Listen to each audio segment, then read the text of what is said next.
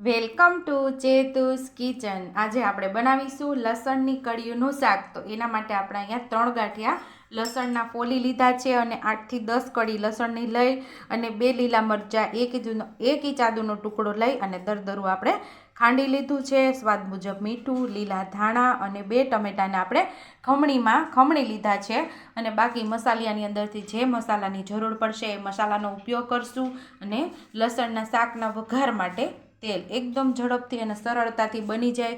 આ શાક 3 થી 4 દિવસ તમે ફ્રીજની અંદર રાખશો તો એવું ને એવું રહેશે। આમાં આપણે બિલકુલ પાણીનો ઉપયોગ કરવાના નથી। કઢાઈ આપણે ગેસ ઉપર રાખી દીધી છે અને 1.5 ચમચા જેટલું આપણે તેલ ઉમેરશું। તેલને આપણે સરસ ગરમ થવા દેશું। તો અહીં આપણું તેલ ગરમ થઈ ગયું છે તો 5 ચમચી જેટલી હિંગ ઉમેરશું ને એમાં આપણે જે લસણની કળી ફોલાઈને લીધેલી એ ઉમેરી દઈશું અને એને આપણે સાતળી લેવાની છે, એનો કલર બદલાય ત્યાં સુધી। એટલે ઉપરથી ગોલ્ડન બ્રાઉન કલરની થઈ જાય એટલે ત્યાં સુધી આપણે આને લસણની કળીને આપણે સાતળવાની છે।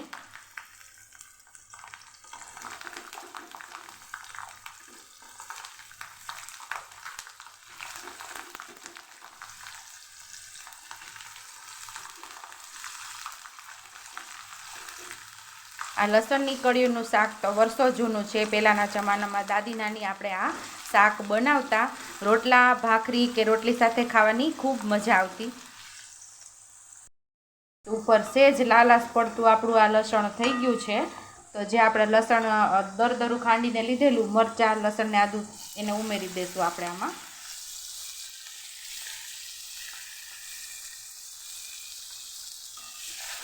એને સાતળી લઈશું આપણે।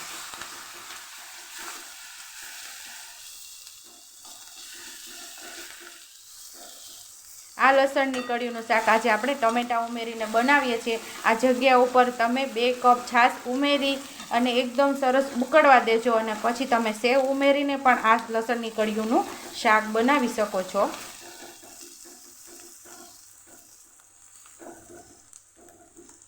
આ સરસ સતળાઈ ગયું છે તો હવે આપણે બધા મસાલા કરી લઈશું।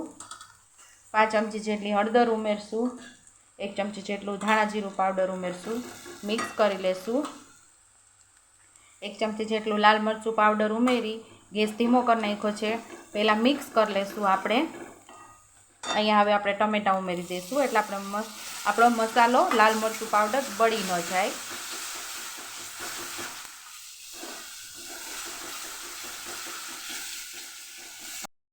સ્વાદ મુજબ આપણે મીઠું ઉમેરશું।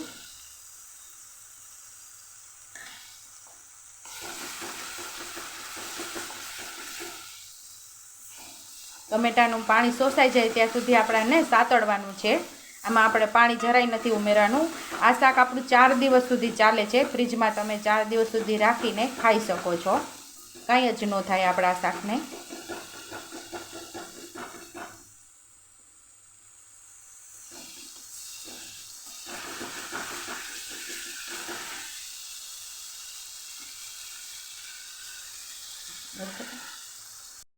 આપણે વધારાનું ટમેટાનું જે પાણી હતું એ બળી ગયું છે અને એકદમ સરસ તેલ છૂટું પણ પડી ગયું છે। તો અહીંયા આપણે લસણની કઢીનું શાક તૈયાર થઈ ગયું છે। થોડા લીલા ધાણા આપણે ઉમેરીને સરસ મિક્સ કરી દઈશું। આનો સ્વાદ બહુ મસ્ત એવો આવે છે, જે અંદર આપણી લીલા ધાણા ભેગા સતળાઈને એનો સ્વાદ બહુ સરસ આવે છે ને આપણું લસણની કઢીનું શાક તૈયાર છે। સર્વિંગ પ્લેટમાં આપણે સર્વ કરી લઈશું। તૈયાર છે અહીંયા આપણું લસણની કઢીનું શાક। ઉપરથી લીલા ધાણાથી આપણે ગાર્નિશ કરી દઈશું।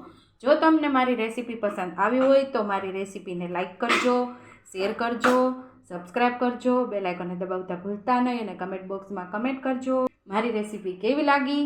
તો આવજો।